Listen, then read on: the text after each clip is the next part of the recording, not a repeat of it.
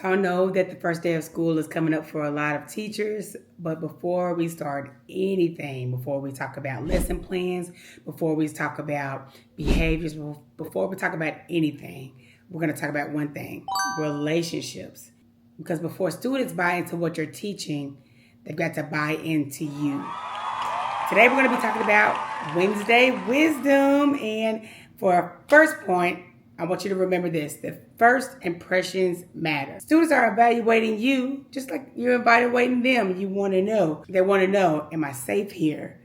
Can I be myself here? Is anything going to happen to me? Does this teacher even like me? Those are the things that students are thinking about. And these questions often get answered before the lesson is even taught. That means when you start school, it's not just about introducing yourself, it's about introducing your classroom routine. Another thing I want to talk about is what students really remember about you. Students really remember every worksheet, every quiz, every assignment, but they always remember how they were treated, whether or not they were seen, whether or not you believed in them. They remember those things, whether or not school felt like a safe place where they belong. They never forget that. And I'm going to share some stories. A lot of you guys are learning about me, and one of the things that I know that I'm strong about is building those students' relationships first.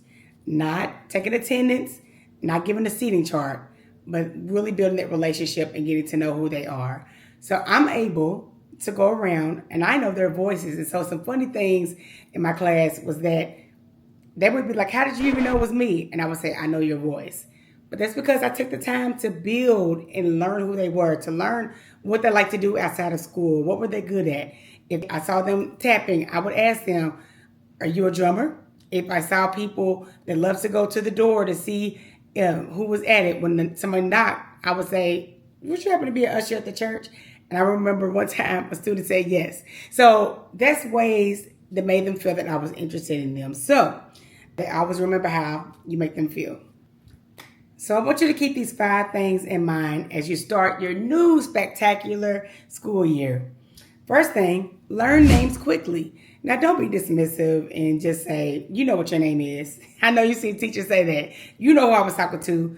No, really take the time to learn their names. And I'm not buying I'm not good with names, but I'm good with faces. Not going to work this year. Think about something that you can make a connection with. My name is Jamil. So when I'm trying to get somebody to remember my name, I say Jamil like oatmeal. They always laugh, but they never forget.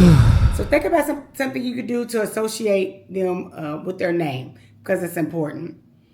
Another thing is greet your students at the door. Y'all, don't be sitting at your desk and just having the kids come in. No. Greet them at the door. I know it may seem like a little thing, or if you teach a lot of classes per day, your feet may hurt or something like that. But taking those extra few minutes while they're coming to the classroom, it gives them positive energy, lets them know the vibe of the class, that it's going to be a positive experience for them, and they can come in and get settled as they learn their routines. Another thing, let the students know that you're glad to see them. Again, it seems like a small thing, but it goes a long way. Let them know, I am glad that you're here. I'm really glad to see you. I like what you got on, girl. That's what I do a lot. I compliment them because they always compliment me on my shoes and my clothes. I let them know, hey, I like that taper. I like that lineup. You're looking real crispy. I say that to the boys.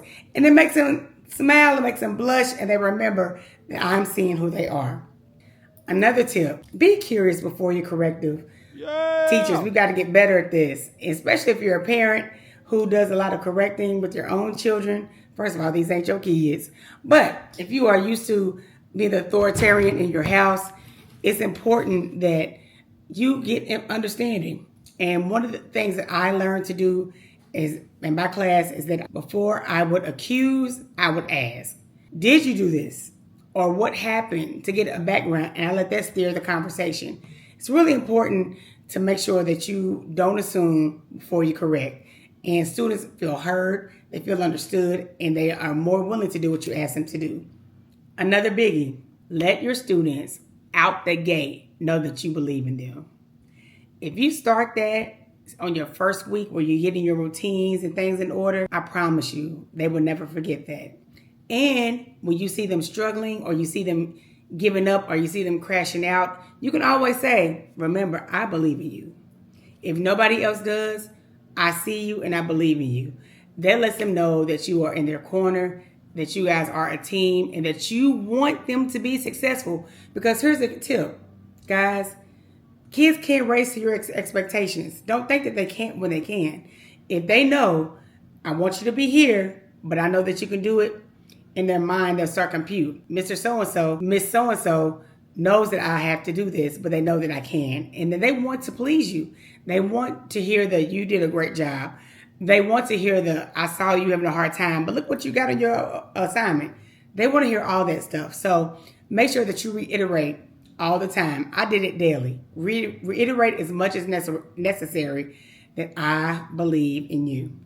So your classroom is going to speak before you ever do. So students will notice your tone. They'll notice your patience. They definitely notice your reaction. So don't think that they don't see when you roll your eyes. They notice your consistency. They know I can't play in this class, or they know that so-and-so is about business. So I have to come here and be about business because that's what they expect of me. They know your expectations. Are you just sitting around and feel like they're not going to be able to do it? Or do they know that you know that they can do it and they want to do that? And they always recognize and remember your kindness. Be nice to these kids. Don't have a reputation for being mean. I'm not saying that you don't have to be direct. I'm not saying don't focus. I'm not saying don't make it clear where you stand with things. But when you do it, be nice to them. It goes a long way.